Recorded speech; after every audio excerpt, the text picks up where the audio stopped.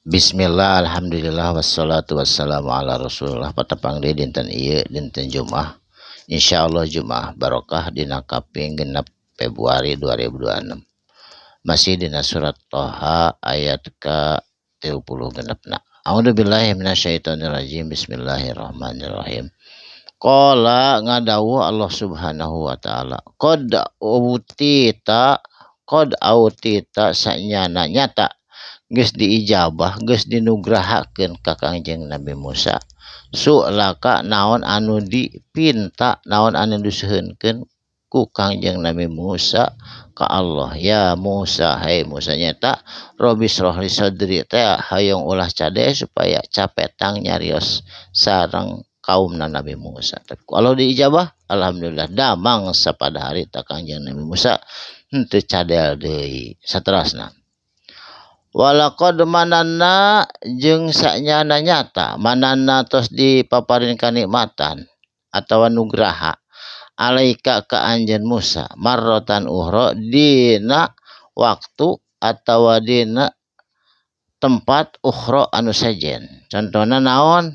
Hubungan mesra suami istri Nabi Musa sareng istrina kalayan teu disuhunkeun oge dipaparin anak atawa putra anu seueur bari lalucu bari saroleh eta teh marotan uhra. Urang ge sami seueur sesuatu anu teu disuhunkeun tapi ku Allah dipaparinkeun keperluan urang anu memang eta priyogi urang teh padahal urang teh nyuhunkeun tapi ku Allah dipaparinan. Saterusna id auhayna ketika mangsa auhayna diwahyukeun ku kami saur Allah illa umika ka inung anjeun ka inung Nabi Musa mayuha naon anu diwahyukeun. Naon wahyuna teh ilhamna teh waktu sarita anek di fihi kayan sanyana kudu diamangkeun ieu Nabi Musa fi tabuti dina peti diamangkeun di sungai Nil. Fakdi fihi maka ketika amang-amangan teromang-ambing di luhur sungai fil yami nyaeta tegasna sungai Nil payulkihi mangka ngambang eta peti yammu dina luhureun sungai bisa hili tuluy ka pinggir eta tabut atau peti nyamperkeun kanu ibak suami istrinya eta Firaun jeung istrina ya khuduhu tuluy dicanah ku istrina Firaun eta peti padahal eta teh teu sadar manehna teh aduli musuhna kami saur Allah wa aduwullahu jeung musuhna Kangjeng Nabi Musa wa alqaitu tuluy dipaparin ku kami rasa deudeuh rasa nyaah alaika ka Musa ka anjeun Musa mahabbatan kana rasa kasih sayang minni eta teh ti kami walitus naa supaya ngasuh eta istri Firaun ala aini kana yen eta teh pengawasan kami.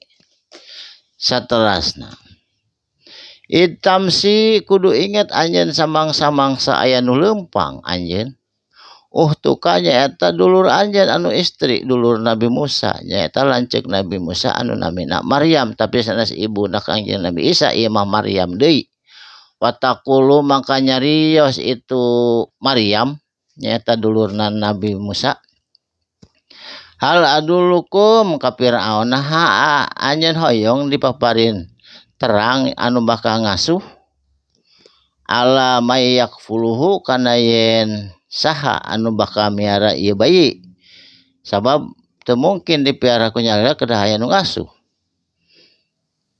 paroja'naka mangka dikembalikeun ka anjeun itu Nabi Musa illa umika ka inungna Nabi Musa ka ibuna Nabi Musa nu ngurusna Nabi Musa teh ternyata eta teh nu diangkir teh inungna pisan anu tiasa nyusuan anu nyaahna luar biasa da ka putrana kai tafarro supaya ibuna Nabi Musa teh dingin hatena ainuha henteu nangis deui socana wala tahzan jeung ulah sedih anjeun sabab ayeuna mah geus ngurus budak sorangan lain batur ngan di tempat anu aman di kerajaan di kerajaan Firaun waktu sareta anu memang anak laki-laki teh sok dibunuh budak perempuan diantepkeun tapi ieu mah teu datos aya izin kerajaan Firaun.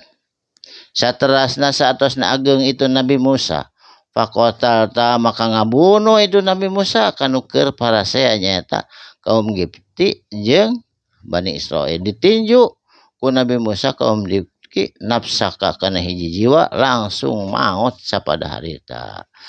Kangjeng Nabi Musa lari da dikejar ku kaum Gipti panazainaka tuluy diselamatkeun anjeun ku Allah minal gummi tina sagala eta masalah. Wafatan naka tuluy dicoba ku Allah ka anjeun rupi-rupi cobian rupi-rupi cocoba termasuk anjeunna disangka dipitnah burut sabab sok ibakna nganggo lancingan nganggo calana jadi anjeunna teh patunna seueur nu sajena eta teh ujian-ujian ti Allah tapi Nabi Musa sabar bari anjeunna tiasa ngahadapina. Saterasna palabista mangka tuluy tinggal sini beberapa tahun pi ahlil Madiana di kota Madian di keluarga Madian ya teko Nabi Syuaib summa jita tuluy datang ala qadri dina hiji waktu qadri nu tos ditangtukeun ku Allah ya Musa he Musa barakallahu li wa lakum mugi aya manfaatna insyaallah dilajenkeun anjeun dina waktu anu sami. Shadaqallahul adzim. Wassalamualaikum warahmatullahi wabarakatuh.